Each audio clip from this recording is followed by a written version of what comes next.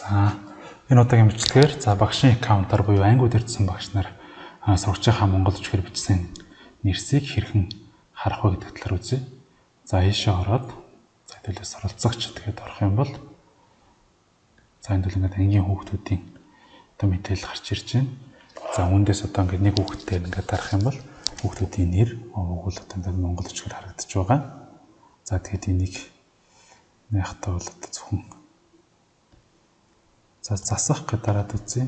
Энэ дээр монгол хэл за их хэл гэдэг иймэрхүү мэдээллүүдээр засах юм байна. За энийг бол мэдээллийн систем алдаатай байх юм бол мэдээллийн систем рүү мэдэгдэж одоо засах байгаа. За дахиад мөн суралцагч гээд дараа хүүхдүүдийг одоо ингэж харах маягаар хүүхдүүдэд